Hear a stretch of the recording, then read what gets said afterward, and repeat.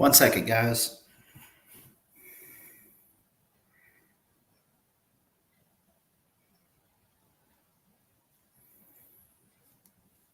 Okay. We've been having some issues. What's up, Nate? How you doing? I'll go ahead and do the intro. What's going on, everybody? Christian Ballard Sports Media coming at you live, Conference Week, Episode 2. Sorry for all the delay. We are having a couple issues. I guess I can hear my uncle fine, because he was in here before we hit go live. I don't know what was going on his end, but we will see if we can get him back on. Let's see. Hey, can you hear me?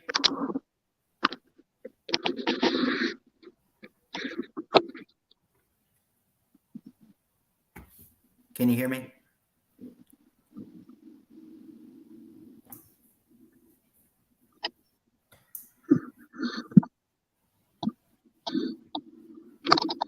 Let's see. We are having issues.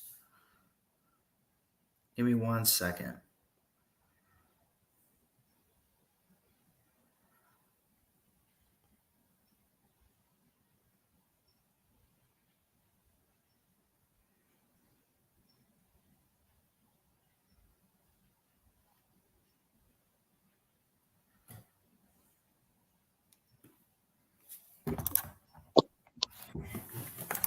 Mr. Ballard Sports Media. How are you, man?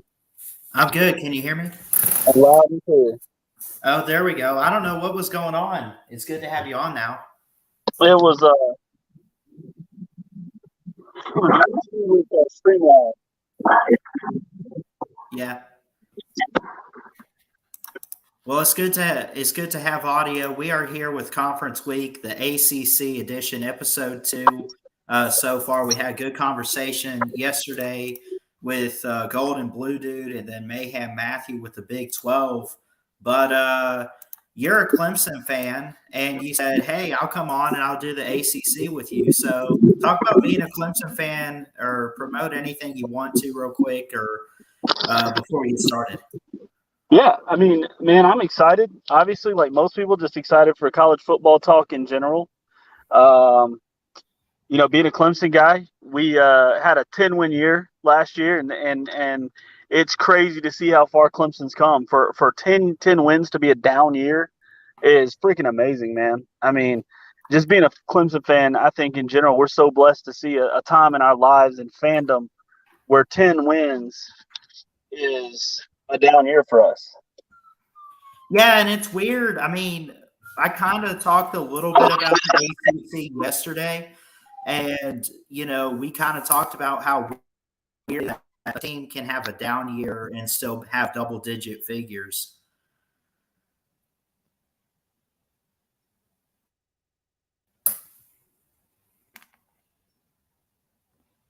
I mean, but then again, they're still one of the top programs where I think it's playoff or bust, would you say?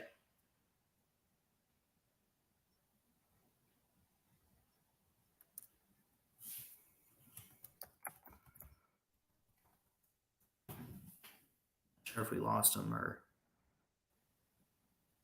What's up, Nate? What's up, Adam? How you guys doing?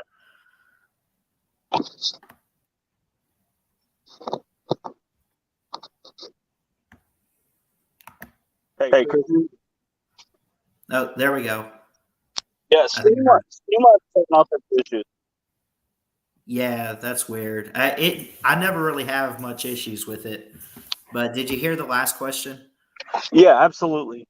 My thing was talking about Dabo Swinney, and I think he's the reason that we've gotten to that point where we're not just playing against the ACC anymore. And as a Clemson fan, it's been a long time since anybody has helped us kind of carry the banner on the national stage.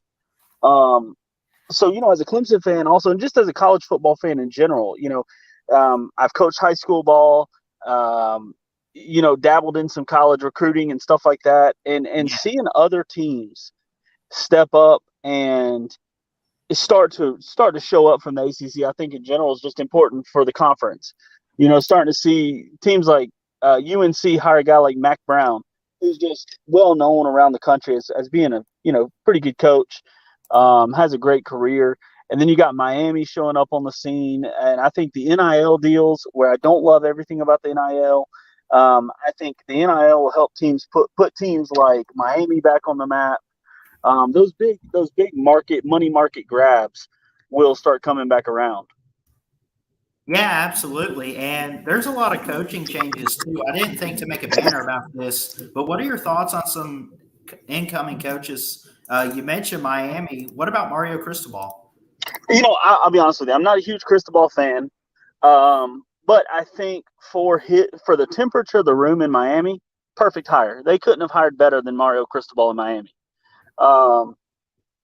I just think he gets it down there. I think you have to have kind of a certain swagger, a certain mantra to be able to coach in Miami, and I think he fits the mold perfectly.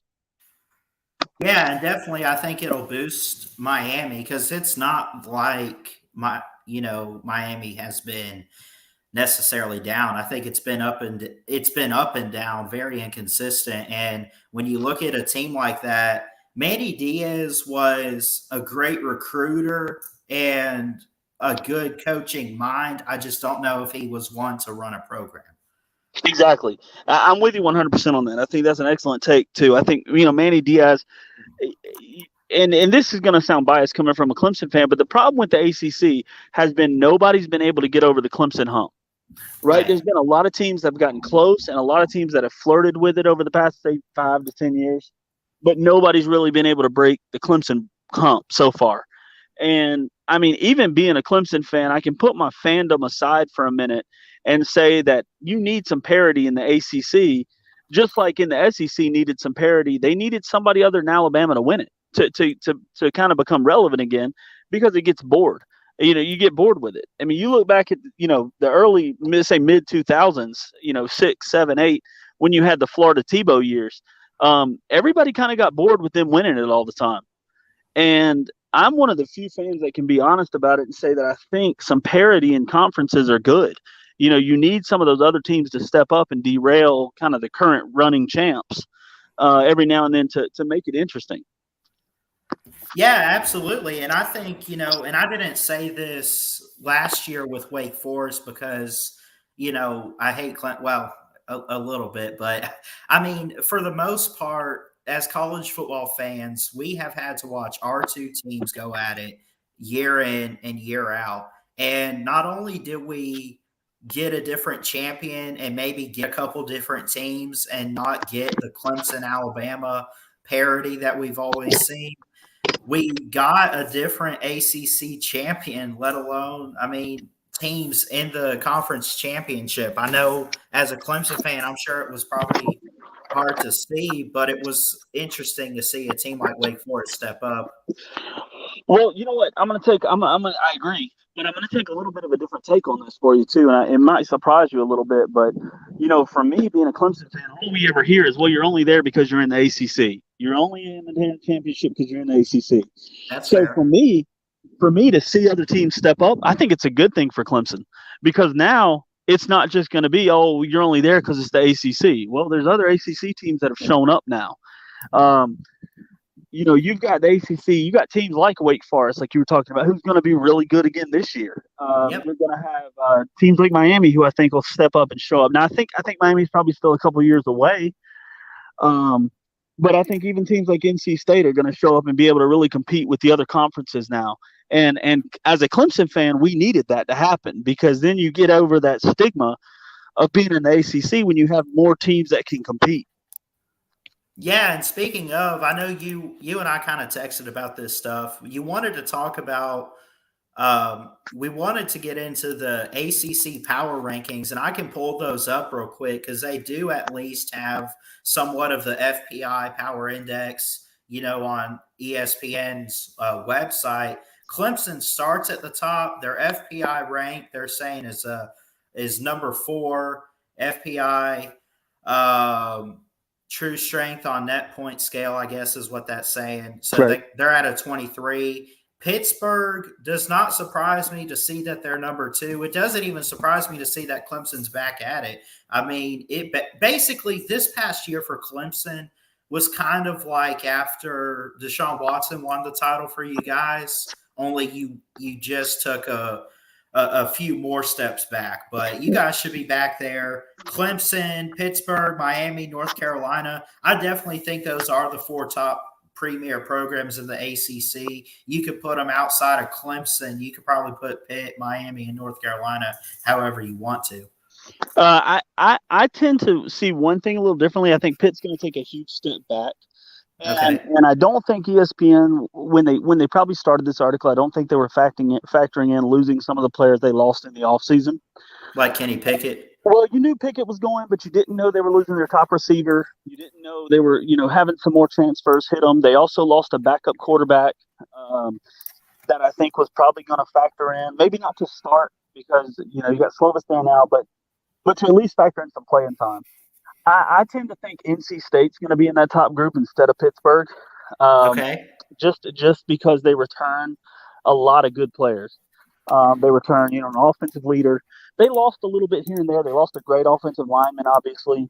But I think just because they've been so consistent near the top, they're consistently going to be a 9-win, 8 to 10-win program. They're going to be consistently right there in the running for it.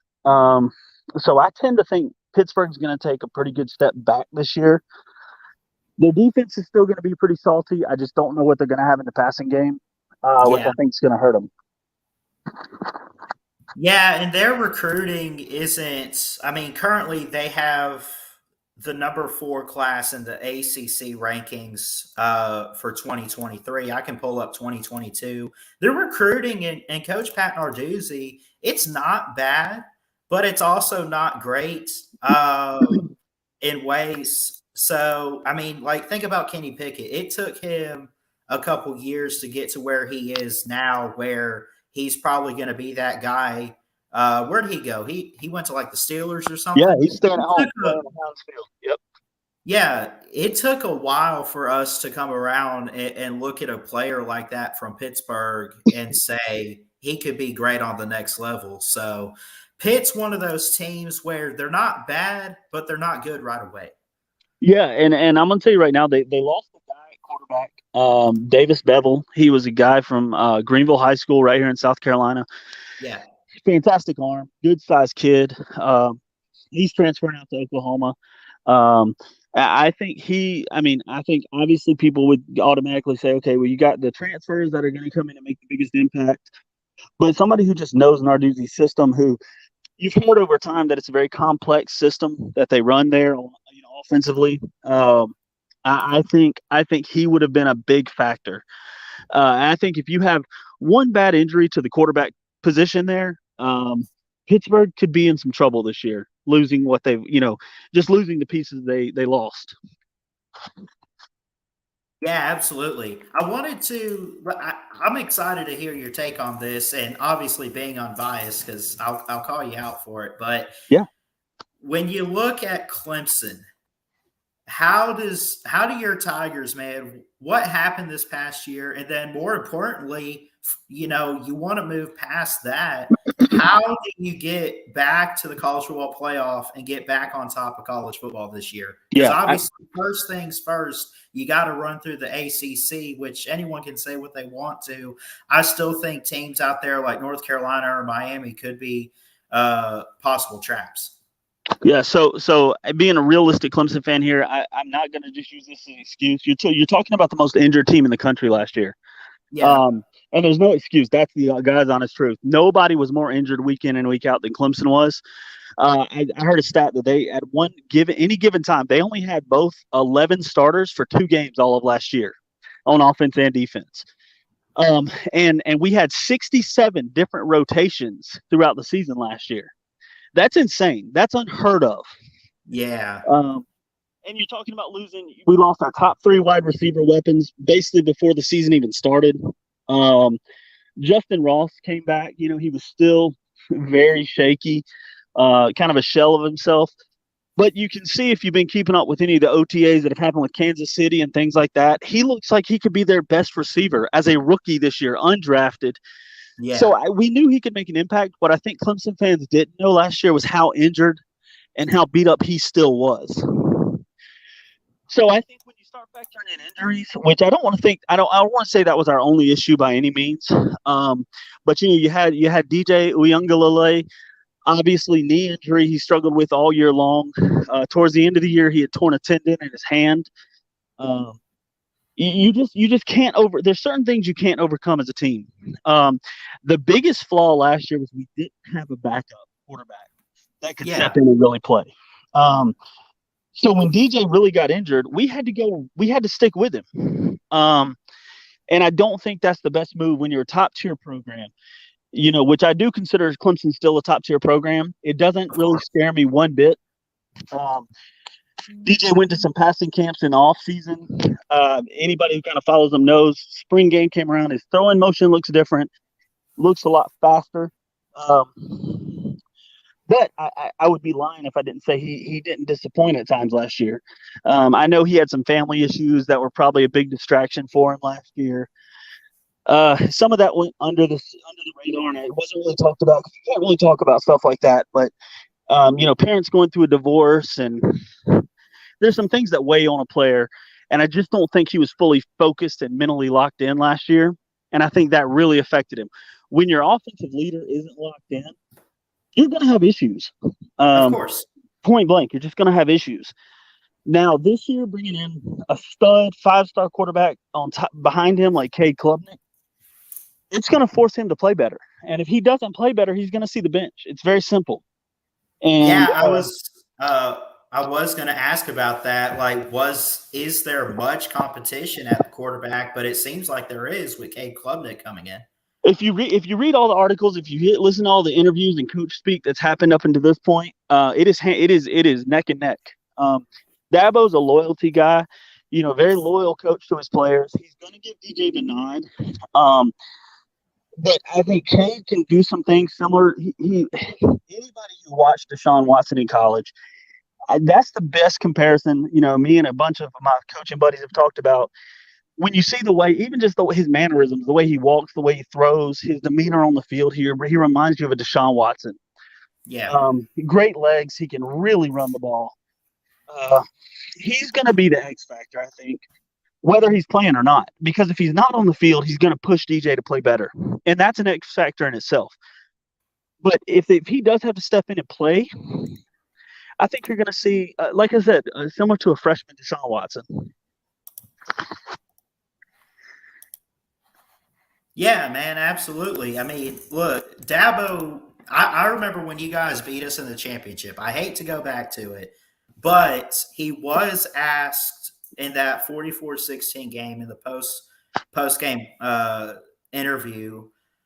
They asked him about the situation because, I mean, you could see a similar situation with what you saw with Kelly Bryant, where not that DJ performs like poorly, but if he's not performing to where it's truly going to help the team, I mean, Dabo said he had nothing against Kelly Bryant, but he wanted the best player on the field. And you could see that possibly if Cade Klubnik goes out there and starts lighting it up, and if they see some things in practice.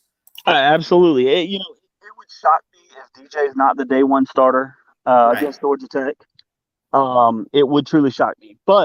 But I think his leash is going to be a lot shorter than Kelly Bryant's was, just because I feel like DJ did not necessarily earn the trust by his play this past season to really have a long leash. I think he's going to be on a 2-inch leash, and the first real sign of regression or playing like he did last year. I have a feeling he's not going to hesitate to go with Cade Klubnik. So to answer your question, how do you get back? Well, I think we recruited well enough this year. I'll be honest with you. The freshmen coming in are better than some of the upperclassmen. And to me, anytime you have like our freshman receiver class is fantastic this year. And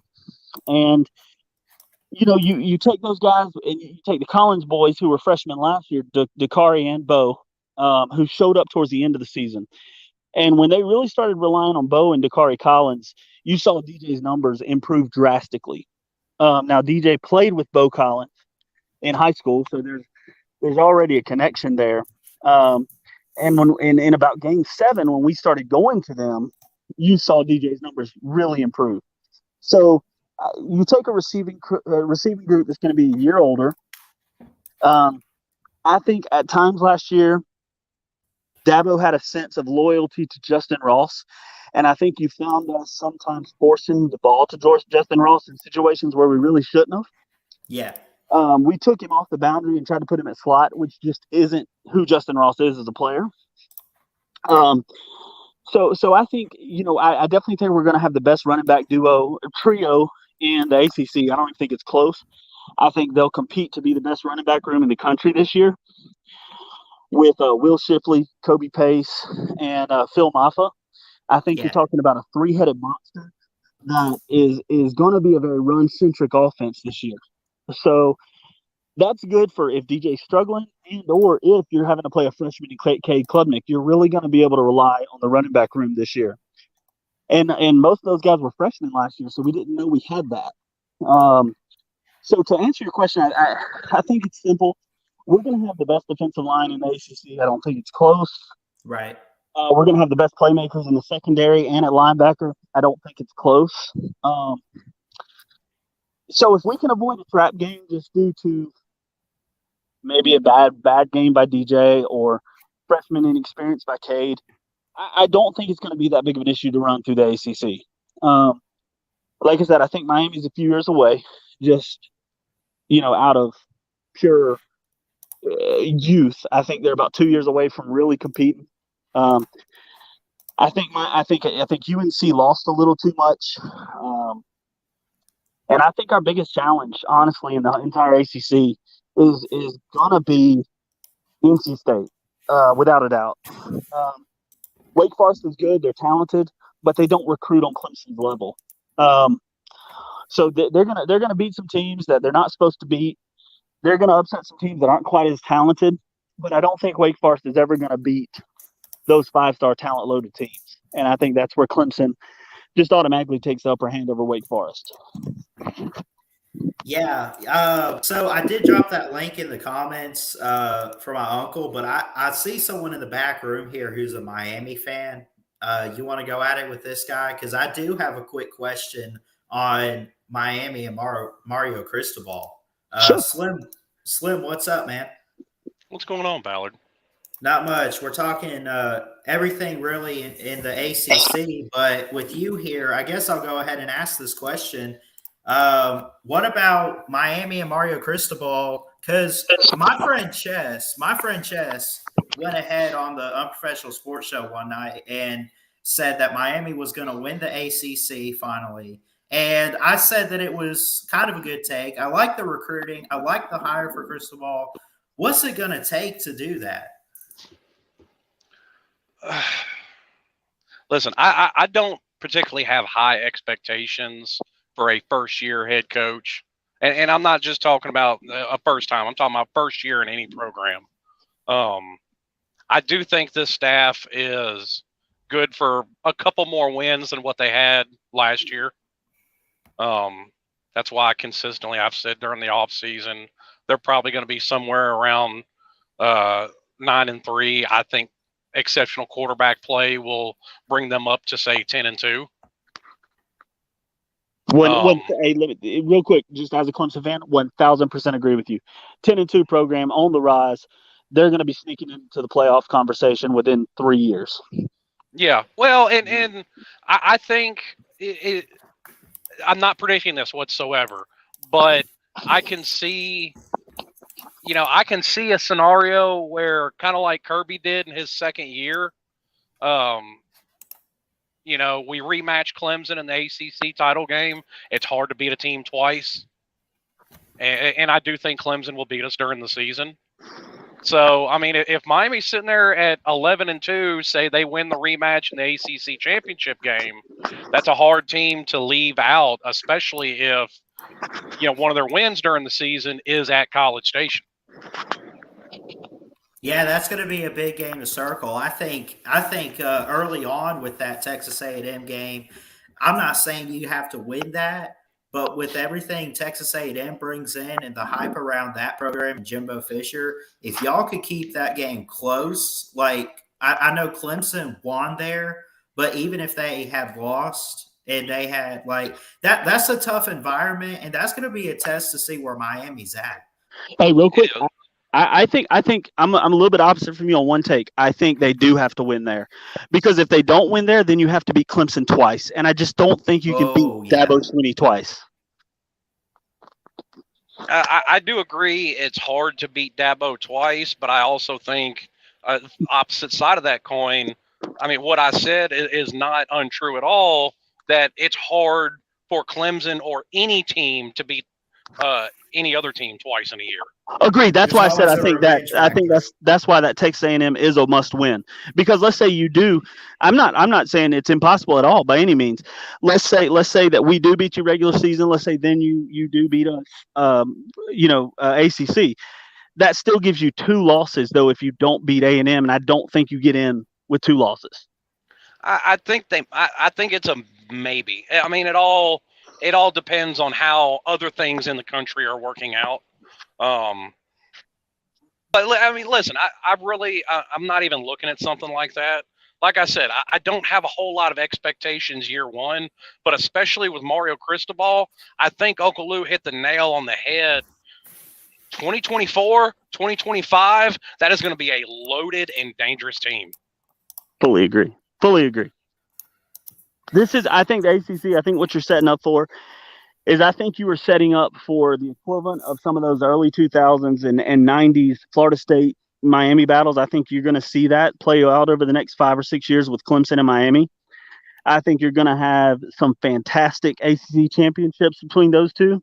And I think it's going to be fun, man. I'm super excited because as a Clemson fan, this might be the first chance we've seen it since the playoff era where you have 2 ACC teams that are going to be fighting for a playoff spot. That's exciting to me. Yeah. We've been waiting on that. And that's what the ACC envisioned when they first brought in Virginia Tech and Miami from the Big East is, okay, these two have been, top of the pile consistently for a while. And I mean, it didn't work out at the time. That's when both teams kind of started their downskid. But, and I've said it consistently over the years, Miami's going to come out of it eventually. I don't have to worry about them changing coaches again, which has been Miami's big problem, because they've thrown so much money at Cristobal, they just can't afford to get rid of him, no matter how much the fan base complains. And I do think he still has some growing to do as a head coach, and that's where I'm kind of hedging my bets, in case the fan base starts complaining. Because, I mean, FIU was not great, and there's still some things you can look at Oregon where you could say, okay, he's still got some growing to do as a head coach. The reason I think they're going to be better, even with where I think he lacks, is, bringing in Charlie Strong, Kevin Steele, Josh Gaddis, these guys who there's no question they know what they're doing. And I think that can help make up for some of Mario Cristobal's shortcomings. Yeah, interesting stat to what you just said a minute ago. If I'm not mistaken, there's only 2 coaches in the country that have never been beaten twice, and by the same team, and that's Dabo Swinney and Nick Saban. Which is the only reason why I didn't give you the benefit of the doubt of beating Clemson twice, is because I just don't think you're gonna beat Dabo nor Saban twice. That doesn't just go for Miami. I'm talking any team. I just think those guys are cut from different cloths. So I didn't want you as a Miami fan to take that as a slight. When I said that I just don't think you're going to beat Clemson twice. And I didn't want you to take it as a biased take either, that I'm just saying that because I'm a Clemson fan. Well, I think that goes for a lot of people, though. I mean, sure, exceptions happen. And, okay, yeah, you can say Clemson or Nick Saban hasn't been beat by the same team twice in a season. That's hard for anybody to do, much less, 2 coaches on that level. Mm-hmm. Agree fully. That's just why I said I thought that Texas A&M game was a must-win. It's because I think you're going to lose once to Clemson, no matter if it's in the regular season or ACC title game. I just want to clarify my comments so it didn't look like I was just being biased there. I think that Texas A&M game is so important for Miami this year. If you know what, you took the perfect take on that. There's really no reason as a Miami fan to even be thinking playoffs right now, which is a fantastic take. But if you can find a way to backdoor in, you're there, and you relish that. Even if you go to the championship game and get dog stomped, you have been waiting to get back there forever, and I think it's a huge step in the right direction for Miami. Oh yeah, I think this season is 1,000% success if Mario comes in and makes ACC championship game year one. I agree fully. He doesn't have to win the thing. If he makes or it, lose. he's there. Yeah. And I'll say this. Oh, go ahead and finish real quick because I was going to say no. Go ahead. You're fine. Yeah, I mean, speaking of teams that are trying to get back, I mean, what about Florida State? I mean, and Mike Norvell. I mean, is he probably? Do you guys think that he's the right guy for the job there? Like, that's a team trying to climb back from the gutter, but it wasn't too long ago where Jameis Winston had won them a title. Well, I'll say this, and this is coming from Florida State fans that I talked to. There was so much dysfunction behind the scenes with Willie Taggart, on top of the dysfunction that Jimbo left him in, that somebody was asking if Mike Norvell was on the hot seat. He may be with the fan base, but I don't think he is anywhere near it all with the university because of everything that he's having to clean up, and it's just not going to happen overnight. Yeah, I think Florida State's definitely not in the picture right now. And I'm not saying that, again, being biased. Why I'm saying that is I think the resurgence of Miami is going to hurt his recruiting in South Florida more than he's had to face in a decade plus. Clemson and Alabama are recruiting way too well, and Georgia also are recruiting way too well in the state of Florida right now. I just think Florida State is not in the picture right now, realistically. They're close to competing back for 9 to 10 wins consistently. Yeah, I mean, I would that. I was just going to say that you could definitely tell that they got the guy that's working hard at it, but because of the other teams, and it starts with recruiting, because of the Alabamas and the Georgias and the Clemsons, it's definitely keeping them in that hole that they're still in. Well, listen, I mean, Florida State would have had, a top 10 class if it wasn't for, Dion dropping $2 million to one of their recruits. So, yeah. Mike Norvell still ended up with a top 20 class, and he's had 2 losing seasons. Mm-hmm. So I do think Mike Norvell can do a good job. And listen, I have my questions about him because I moved out of Florida some years ago, and I live in the Memphis area. And, I saw Mike Norvell at Memphis. And, I had legitimate questions about him when they hired him because I was like, okay, he's maintaining what Memphis did, under Justin Fuente, what Justin Fuente got started. But, I was looking at him coming into Florida State going, okay, maintaining what somebody else started at Memphis and a complete rebuild at Florida State are 2 very different things. Yeah, I personally think the downside for Florida State, there's two major things working against Florida State right now. And it's perfect that we're having an ACC talk because I'm going to bring up Miami one more time. The worst thing that happened to Florida State is the NIL. And I don't mean because they can't compete in it. The reason I think the NIL is the worst thing for Florida State is because it's going to let a team like Miami might be one of the few teams that is going to benefit more than anyone else from the NIL deals. And I think that is going to help stranglehold South Florida recruits to Miami. So I think you're cutting off Norvell's chances at South Florida big time with recruits. And the other thing beside this is I'm going to flip-flop for a second. I'm going to tell you the reason why Clemson couldn't get over the hump for so long is because Clemson was consistently recruiting top 15 to top 20 classes, but they couldn't break that top 15. I think that's where Florida State is right now. I think they're going to stay in that 15 to 25 range in recruiting, and I think that's going to make them consistent again. Consistent enough to get 9 or 10 wins, but not surpass the big boys, not surpass the Clemsons, the Miamis, who are going to consistently pop out top 15 to top 10 classes. And I just think, again, I'm not knocking them. I think they're on their way back to being second place in the ACC Atlantic, maybe even third place with NC State being as consistent as they've been. That's just my take on it. Well, and see, that's where I'll disagree, because I'm not doubting Dabo or what he's built at Clemson, but there's definitely more of a football legacy at Florida State. And if you can get to 9-10 wins at Florida State, you're going to find yourself back over the hump very quickly. Agreed. But what is the hump? The hump is Clemson. And my point behind this is, I'm trying to look at it from a non-Clemson fan's perspective. They're easily going to have the best defense in the ACC this year. And that's me looking at it completely non-biased. That's them returning everything they return on the defensive line this year. Their line is going to be head and shoulders above most of the ACC this year. Florida State, I don't think Clemson's their biggest enemy right now. I truly think it's Miami. Because, again, I think y'all are going to be able to stranglehold South Florida recruiting. Well, and here's what can help Florida State, and I say help. This will be the X factor. How good is Billy Napier going to be at Florida? Yes. Because listen, there's too much talent in that state for all three schools to get them all. Mm-hmm. And okay, say Mario, does bring back up that I-4 block, and Miami gets the pick of the litter of what they want. Okay, if Norvell can be better than Napier, and he can get his pick of the rest of the state, that's going to be a win. win. Right, but right now you have to realize that Clemson, Alabama, and Georgia are all recruiting the state of Florida better than Florida State and Florida.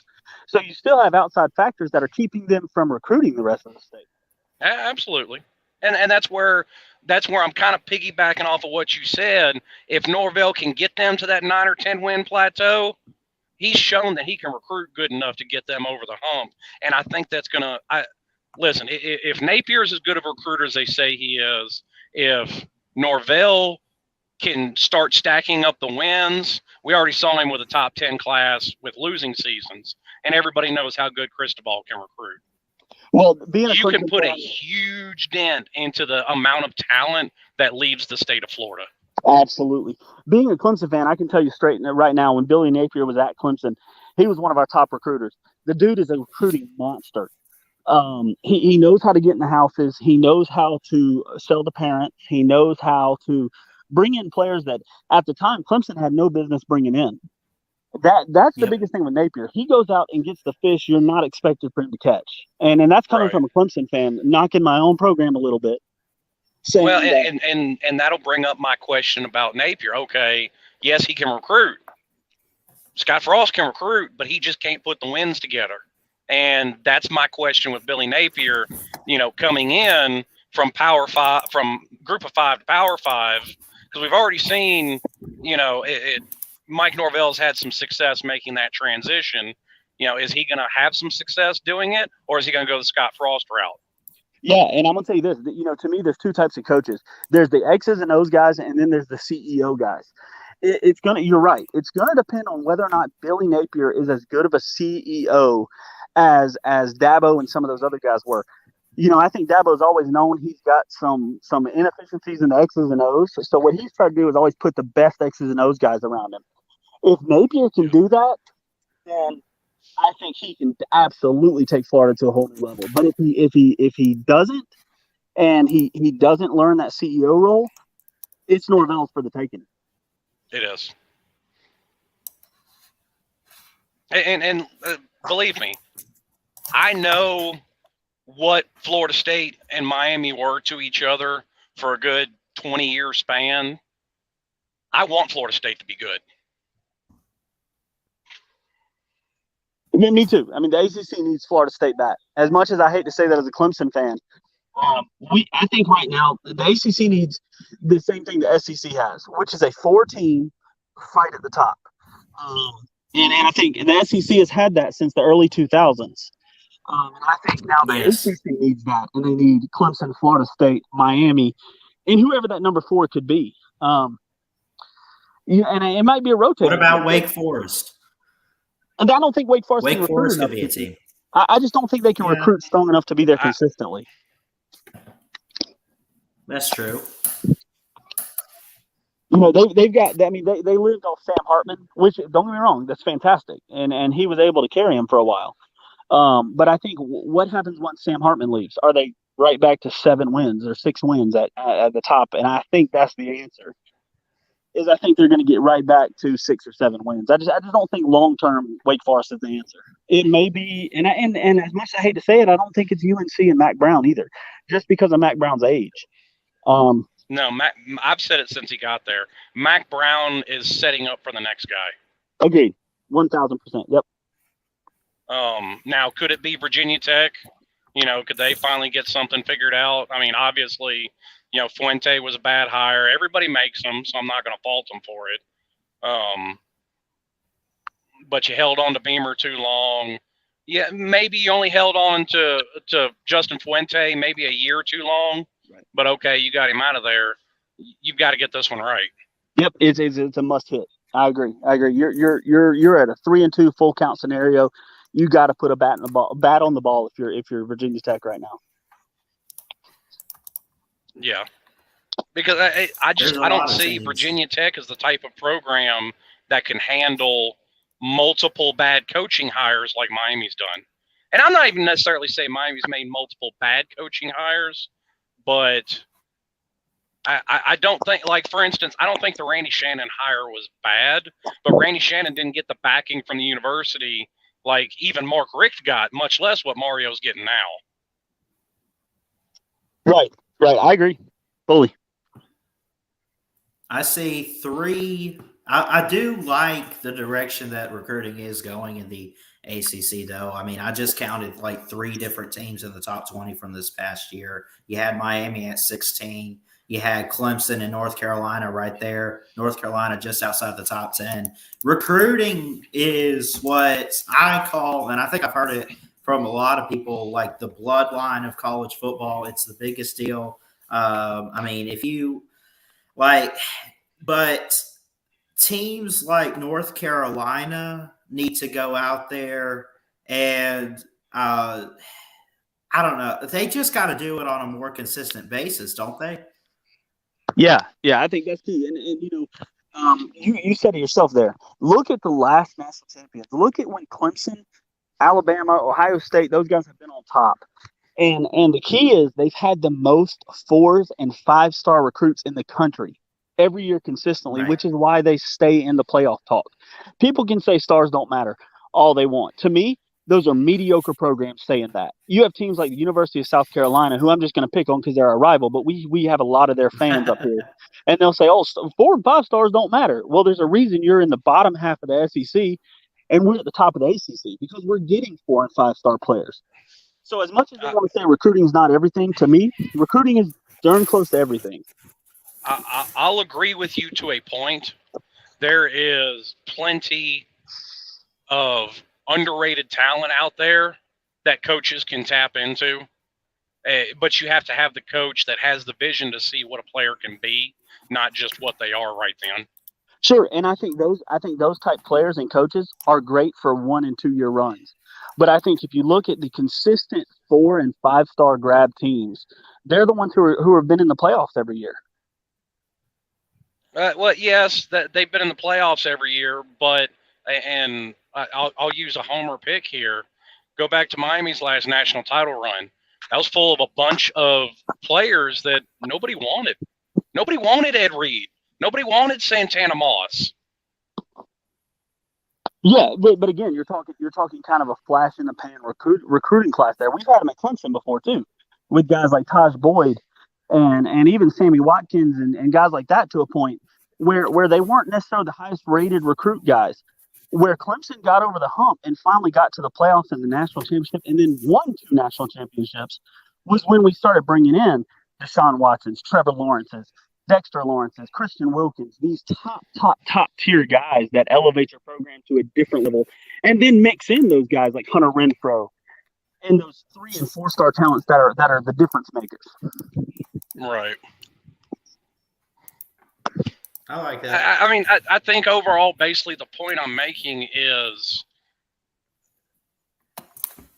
you can get there with 3 and 4 star talent, but I do agree with your point that to win it, you need at least a percentage of that 4 and 5 star talent. Agree fully. Yep. I'm with you. We're on the same page. We're just saying it different ways. Yeah, because I think Dabo Swinney's a perfect example. I mean, he won a national title averaging a 15th ranked recruiting class against Alabama, who was consistently the number 1 ranked recruiting class. Yeah, agree with you. Again, I'm gonna take your line here and say agree to a point. When we started though, that Deshaun Watson class and that team that won the first national championship, they played Alabama in 15, couldn't quite get over that hump of beating them. Turn around, beat them in 16. That class really was kind of an anomaly. They shouldn't have been there. I mean, that's a team that lost a Pitt in the middle of the season. It's a team that overachieved. It's a team that was a 5-heart team, and they had plenty of talent. Don't get me wrong, but I think you saw under like the Trevor Lawrence years though, where they were consistently recruiting those big 4s and 5-star names, that we became a true namestay powerhouse. I want to bring up real quick. Go ahead, Ballard. I was going to bring up another example. Would have been, what about the 2017 Clemson? Because I mean, I remember texting with you and everything, and you're like, "Oh, we're rebuilding." You guys got in the playoffs after losing a game to Syracuse. You win the ACC, but you guys were down so much. I mean, Kelly Bryant was just getting started. It seemed like at least at Clemson and being the guy. That's just another example I was going to throw out there of, like when Clemson. Well, and kind of to piggyback off that, and to his point, I don't necessarily think a 1-loss team you can say maybe shouldn't have been there, because even look at this run Alabama's had, the runs Miami's had, the runs Nebraska had back in the day. How many times do you have an undefeated season? It doesn't happen a whole lot. No, in the playoff era, Clemson was the first in the playoff era. It doesn't happen. You're absolutely right. And I think that goes to the point of how hard it is to run the gauntlet. Mainly when he was speaking, when I was speaking specifically of 2016, if you remember, Clemson struggled to a Troy team that year, struggled to a Louisville team, went down to the wire, struggled to a bunch of teams that went down to the wire. Which is why I say I guess I should retract my statement of saying they shouldn't have been there. It's not that they shouldn't have been there. It's that there may have been teams that looked better on the eye test, which is why a lot of people had a problem with them getting in some aspects. Well, see, I just don't always buy that. I mean, you look at, I'll use Miami again as an example. That 0-2 Fiesta Bowl against Ohio State. They didn't win any game that year by more than 10 points, that Ohio State team. Right. I mean, they struggle bust against everybody, and then came in there and upset arguably one of the greatest teams ever to grace a college field. Yep, I agree with you. I do agree. I get your point about eye test, but you can. Yes, that's the rule, but there is a plethora of exceptions. Yeah, and that's all I was saying was the rule, and it's not even the rule; it's the rule amongst fans, right? Because fans are going to believe whatever the media tells them to believe, and when a big name like Stephen A. Smith, just for instance, comes out and says, "Hey, you better believe in Purdue this year," there's going to be a small percentage of people who just read that headline and all of a sudden believe in Purdue this year because one guy said it, and I think eye test does matter because I think it influences the playoff committees and things like that. I definitely agree with that. Yeah. I'll give you guys an example of teams that probably shouldn't have been there, or I don't know if I want to say we shouldn't have been there, but do you guys remember the 2015 season with Alabama when Jake Coker was the quarterback and we were struggling against so many different teams and we lose to Ole Miss? And I mean, even Derrick Henry, like literally, I think the only key guy on that team worth anything, at least for that season, was probably Derrick Henry, who won the Heisman, and they still ended up winning the championship. That was also your transition where Nick Saban finally broke down and got an offense. I mean, because before That's that, true. it was 3 downs and a cloud All of dust. defense. Yeah, it was all one on defense, and that's where he brought in Lane, and you really saw that transition for Alabama actually having an offense for a change. That's true. And it's funny you said that, because this is something I was going to mention earlier. And again, I'm not trying to be biased, but this is something I was going to mention earlier when you were talking about Clemson and what they had to do to get back. It's funny that you mentioned that team, because I see Clemson a lot like that team. We're going to be so heavy on defense this year that's really where I think those teams like Miami, who are a couple of years away, are going to be just a touch behind us. It's just because I think even if our offense isn't playing good, kind of like last year, our defense is going to carry us through some games that we probably shouldn't win, similar to that Alabama team that you mentioned from 15. Yeah. And I'm not saying we're winning a national title. I'm just saying I think it's going to put us in the playoffs. I think it's going to give us a chance to compete against teams that we're not as good as offensively. Well, and that's where I would say a team like Miami that is a year or two behind could catch Clemson in a rematch, because that Tyler Van Dyke, I mean, if he matches what he did last year, he's looking on knocking on breaking what Joe Burrow did. I mean, that kid played in 7 games, had 3,000 yards. I mean, imagine a whole season of what he can do. Yep. I was going to bring this up to Ballard, actually. My ACC prediction for Player of the Year this year was going to be Van Dyke or Will Shipley from Clemson, the running back. Those two are going to be in the battle to see who the ACC Player of the Year is, in my opinion. I love Van Dyke. I think he is the best quarterback in the ACC. I don't think it's really close, to be honest with you, now that Pickett's gone. I may say Hartman's better. Hartman's got a chance, but I'll tell you what I've noticed about Hartman, just because I saw him firsthand last year with Clemson. He's got some things that Van Dyke can do that he can't do. His legs are not as good against talent. And what I mean by that is, if you rewatch the Clemson-Wake Forest game this year, where everybody thought on paper Wake Forest looked better, being a Clemson fan, I had all the confidence in the world that we were going to walk in there and walk the dog on Wake Forest, which we did. And the main reason was because Sam Hartman did not scare me. Sam Hartman's going to put up gaudy numbers. His numbers are going to look fantastic, similar to Pickett last year. But I still think Van Dyke can do some things that he can't do, which I think will put him over the hump for that ACC Player of the Year. Okay. I mean, I could see that. And I do think Player of the Year for conference also tends to work a lot like Heisman. So best team.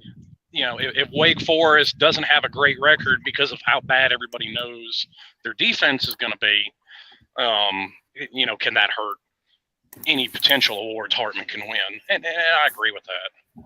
Yeah, and I don't think it's a knock on Hartman. I think Hartman will be the first or second quarterback off the board when it comes to draft time next year, or this coming year. So it's not a knock to Hartman, because I think he's going to be a good pro quarterback. I just think he's just at Wake Forest. That's his biggest fault right now, is that he's playing with a bunch of 4, 5, 4, 6, 40 time receivers versus, your other quarterbacks who are playing with 4 3s and 4 4s. Yeah, he's one of those players where if he was he could go to Clemson, he might still be good enough that he could win a championship or get a Heisman, or it's like one of those, he's got the right talent, but he's not at the right place. Is that what you're saying? To a point, yeah, to a point. I mean, you take his talent, you put him with 4 and 5 star receivers. Yeah, absolutely, he could be fantastic. Yeah. But he's going to have to overcome that. And sadly, when it comes to Player of the Year voting, you can't overcome those things. That's just the reality of where you sit. I got you. Yeah, because his problems are going to come from, he can put up 50 points a game, but his defense is going to give up 60. Right. 1,000% agree with you. It's completely out of his control. Yeah. You look even in a year where DJ did not have a good year. We had no problem shredding Wake Forest defense last year, and they were better last year. So you give them a guy like Tyler Van Dyke who can run. I think you're just going to cause Wake Forest more heartburn in the long run, to be honest with you. Yeah, I mean it. Outside of NC State, maybe, because for some reason people are really hyping them up. And listen, NC State's got talent. I have no faith in Dave Dorn. Right. I really only I see the Atlantic side of the conference, coming down to that's either going to be NC State or Clemson. To me, easy. And now, don't get me wrong. This could be the year Dave Dorn turns around and wins 10 games, but he hasn't done that back-to-back years. That's why I have no faith in him doing it. And I think the other division is going to come down to Miami and North Carolina. And I don't necessarily think it's because North Carolina's more talented or better coached. North Carolina's just been Miami's thorn in their side since they joined the conference. Yeah. I mean, for whatever reason, I don't know. I don't get it. North Carolina's just been that team that gives us trouble. Well, I think they're the only team that can athletically compete with you on that side of the conference. Even in your down years, you still had super athletes in South Florida, and everybody knew that. So to me, NC State and North Carolina, NC State, the reason I bring up them is because I think that's the equivalent to Clemson in the Atlantic. They're the team in the Atlantic that most closely resembles Clemson, just like, to me, UNC is the team that most closely resembles Miami in the Coastal. Well, and when I say that about North Carolina, I'm not even talking about recently. I'm talking about Miami's first year in the ACC when they still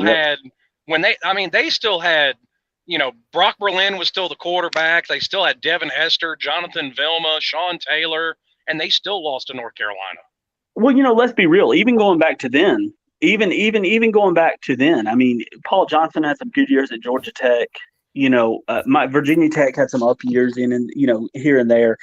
Yeah. But I still think the Coastal has always been, even in the down years, I think it's always been Miami's division to lose. It's just they figured out ways to lose it. Yeah, I mean, they've been and I've had so many arguments with Miami fans about this over the years. They come out, no matter who the coach is, whether it's, Shannon, Golden, Rick, Maney, whoever, they come out, well, we should win it. Yes, we should win it. We're the most talented team in the division, but we've been the most talented team in that division every single year they've been in that division. Absolutely. Always. Yeah. So, I mean, it's one of those, yes, I'm a Miami fan. I'm a homer, but I'm also a realist. And at this point, I'm from Missouri. You got to show me. Yeah. Yeah. And you hit the nail on the head earlier when you mentioned coaching. You didn't have bad coaching hires. You just had coaches that couldn't quite take you over that hump. Yeah, well, I brought this up to people before. I think the magic thing that Miami lost was never a particular coach. Because, I mean, you go back to even when they were, on top for 20 years, they swapped coaches quite regularly. But you had the same athletic director there for 30 years making those coaching hires. Right. And then when he left, and a lot of things happened to Miami in the early 2000s in a short time span. That athletic director left. We got a new university president that basically slashed the football budget in half because she could. And it just kind of, and then they joined the ACC. I think too much happened at once negatively towards the program. I saw it coming, to be honest with you. And, I thought they could come out of it with Mark Richt. But, it is what it is. I think Miami has finally learned they can't win being the cheap school anymore. Well, man, you brought up something I'm so happy you brought up, and that was the athletic director. You guys just hired Dan Radakovich, who was the athletic director responsible for for being a part of those national championships we've had at Clemson. You've now got an AD who is going to pump money into your sports programs because he cares. He's not just there for a paycheck. Well, we had an AD that did that. He was great at the fundraising part, which is really all I want out of my AD. But the fan base has got it stuck in their head that it's the AD's fault for hiring a bad head coach. And Agreed. I just know how Miami works. And, I can't speak for other schools. I can speak for Miami. A lot of that goes to the board of trustees. So no, it's not just on the AD. All I'm worried about out of him is raising money. If you can do that, I'm happy with you. Outside of that, I don't really care who's the AD. I don't really care to know your name. I think you're an irrelevant piece at that point. Yeah. But like I said, Miami has always been cheap. And they finally learned over the last, I'd say 7 years. Yeah, you're good. I'd say over the last 7 years that, they can't be that cheap school and compete in college football anymore. The game has changed. Yep. Yeah, it's definitely changed. So I'll say this because I really don't have much else, but let's end it on this note, kind of like I did yesterday. But your thoughts on ultimately who will win the ACC this year? I mean, I know it's too early to tell, but I mean, I know Chess Hall, Slim, he said Miami. I think Clemson's going to get back to it and take care of it this year. Does Coastal get over the hump? Is there a team over there? Is it Wake Forest? What do you guys think? Go ahead, Slim. You take it first. I think the only other team, and I brought this up a minute ago, in the Atlantic that's got a shot is North Carolina, NC State. To me, this should be a make or break year for Dave Dorn. I think so too. Because his defense isn't going to be as good as Clemson's, but he's returning almost everybody from that defense. They should be very good. And I think they're bringing that quarterback back too. And that NC State quarterback was really good. That's correct. Yep. I think he's going to be I think he's going to be one of the first 4 quarterbacks off the board next year. Yep. Yeah. And as far as now listen, I still think Clemson's going to win it because much like Alabama a couple of years ago, I think it was 2019. Everybody said Nick Saban and earned that benefit of the doubt. I think Dabo Swinney's earned that benefit of the doubt. So listen, if they've got their offensive line figured out, which to me was their biggest problem, that and they had a bunch of injuries at wide receiver. But if they've got that offensive line figured out, Clemson's got the talent there to be right back in the playoff conversation. And as far as the Coastal goes, like I said, it's North Carolina and Miami. North Carolina is going to have a great defense this year. I keep hearing about this great offense they're going to have, but, I mean, Sam Howell was way too Jekyll and Hyde. And do you really think Lightning's going to strike twice and they're going to have back-to-back, freshmen that have amazing seasons? I wouldn't bank on it. So I think probably the more complete team out of the Coastal is going to be Miami. I think this is definitely a year where it is Miami's to lose. And they can really put themselves in the national conversation if they can go to Texas A&M and catch that win. I'm definitely going to say that I think Miami does win the Coastal, but I'm pretty high on Clemson getting back to it, Bobby. I'm gonna say you guys win the ACC this year. Yeah, I'll end that conversation right there. Yeah, I'm with you on a lot of what you said there. I'm gonna start on the Coastal first. There's gonna be a team out there, and I think it's gonna surprise some people. It's gonna be like, "Oh, you're crazy." They told me I was crazy last year when I said Alabama was gonna struggle with some teams, and you and I had this conversation preseason last year. But I'm gonna tell you right now, yeah. I think Georgia Tech is an interesting team. They're not going to compete to win it. That's not what I'm saying. What I'm saying about Georgia Tech, though, is they are an anomaly team. They are so weird. And what I mean by that is, God, they are a player away on in certain positions from being able to compete, which sounds crazy because I think we're going to beat them by 30 points. But I think I think that, and again, don't, for any of these people watching, crucify me for bringing up Georgia Tech. I'm not saying they're going to win it. I'm not even saying they're going to get close to winning the Coastal. What I'm saying, though, is they are good enough to be a thorn in the side to a Miami or North Carolina. And just one unlucky pick, one unlucky sack, scoop and score fumble. Georgia Tech's a weird team. And I think they're good enough to upset one of those Coastal teams. And I actually think it's going to be North Carolina that gets bitten by one of those unlucky. No. What I'm saying, I think they're going to be the one to get bitten by a team like Georgia Tech. I think it's Miami's to lose because of one thing. The kid maybe the highest on an entire college football scape, which is Van Dyke. He's fantastic. I don't even think there's going to be many Coastal teams that can compete with what he can do at quarterback. The question is, though, what are they going to be able to impose their will on both sides of the line?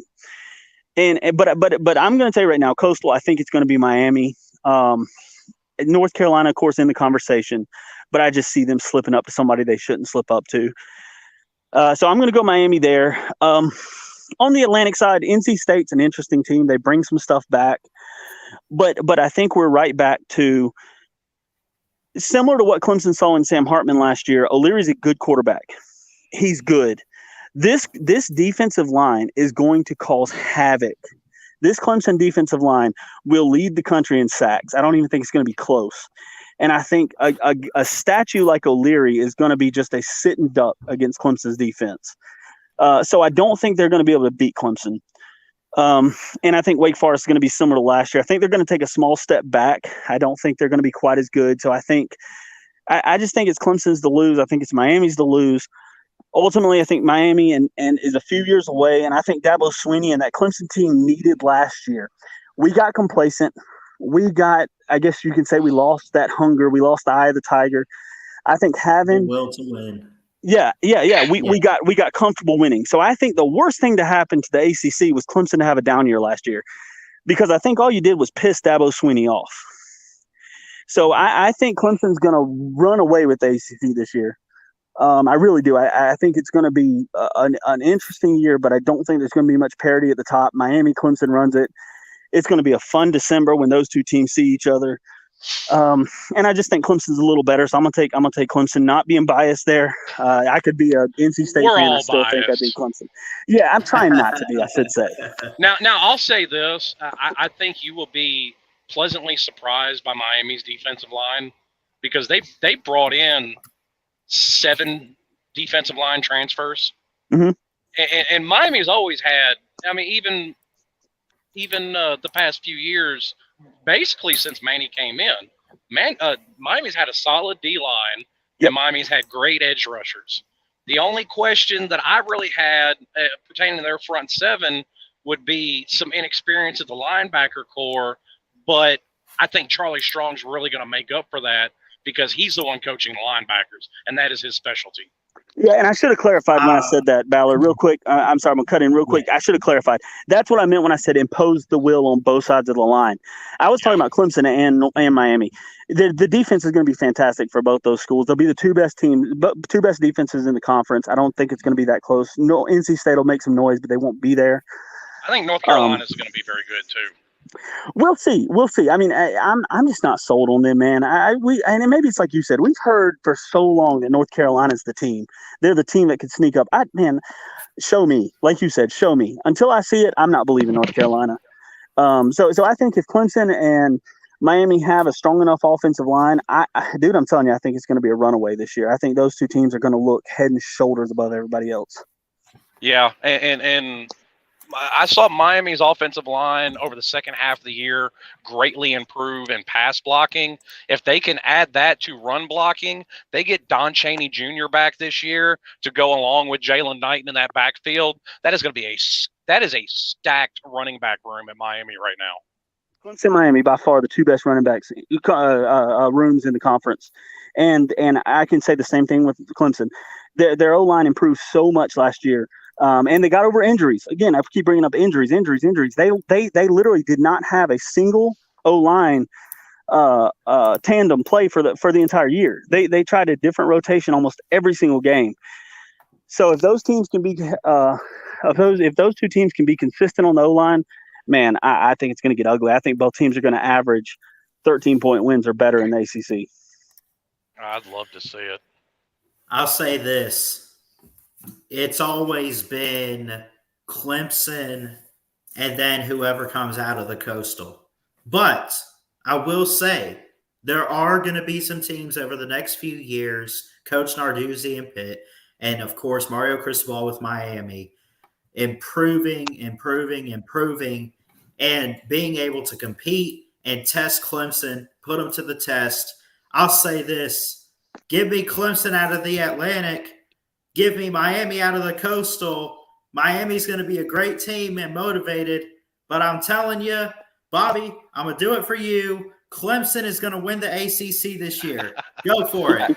Hey, I wouldn't be mad about it, man. I really wouldn't. I love it, man. Hey, I love it. I think we're back on top. I'm with you. And I'll say this real quick as kind of a parting thought. You know, what you said about, you know, Narduzzi. Listen, we'll see what Tony Elliott can do at Virginia. We'll see, you know, what this new coach at Virginia Tech can do. I don't have a whole lot of faith in Duke because I think, listen, I love David Cutcliffe as a coach. I think he should have gotten a job somewhere else a long time ago because, yes, it was Duke, and everybody just looks at that. But, you know, there's an old saying, you can't get blood from a turnip. I think David Cutcliffe got a drop of blood out of a turnip with what he was able to squeeze out of the talent that he had at Duke. And hopefully, you know, who they've brought in can have, at the very least, I'm not going to say equal success at the beginning, but can get to what David Cutcliffe was able to do at Duke. And that was good for Duke. I'm gonna go against you. One thing when you said, Ballard, I think Narduzzi in Pittsburgh's time's done. I don't believe in what they got there. They lost Addison. He was kind of their saving grace. True. I think they're done. USC. Yep. I truly, man, I think they missed their window. Their window was last year. And they lost Mark Whipple too. Yeah, they lost a lot. And you could say the same about Clemson, but I just trust Dabo Swinney where I don't trust Narduzzi. Yeah. Did I say Pitt for the Coastal? Because I meant to say I think Miami's going to win. No, you said Miami. You said Miami. You said Miami. Okay. You just brought up another point about Pat Narduzzi. And yeah, you know, I think he may actually be right. Pat Narduzzi's time at Pitt, it may have run his course. He may have hit his high point. And, you know, to his point on what he said about Georgia Tech, how Pitt's kind of played that spoiler. You know, they beat Clemson that year. They beat Miami in 2017. Georgia Tech may become that spoiler. I mean, they're kind of backed into a corner and got nothing to lose. Yep, those are dangerous teams. I agree with you. They got a great quarterback too, by the way, which we didn't mention, but I know you wanted to wrap it up, Ballard. But Georgia Tech's one of those sneaky little teams that could cause nobody. Again, they're not going to blow anybody out. They're not going to beat anybody convincingly, but they're going to cause somebody some heartburn. And their quarterback's gonna help them a little bit along the way. They went 3-9 last year, and if they're looking to improve, they should not hang their heads if they end up like 5-7, or they could even sneak up. Could they sneak up to maybe 6-6? You think 6-6? I think 6-6. To me, 6-6 is probably their ceiling.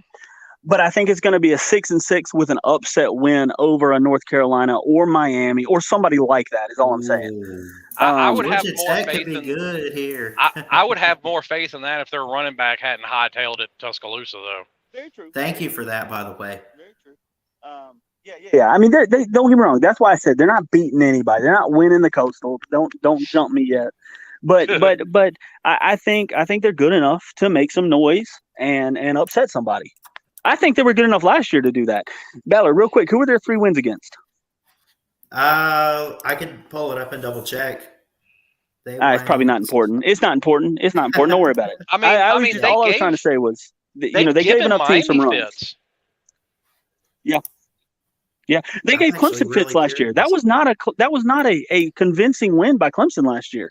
That's when No, our it wasn't. entry started mounting. They did. They blew out North Carolina. They beat Duke by 4, and Yep. they beat Kennesaw State.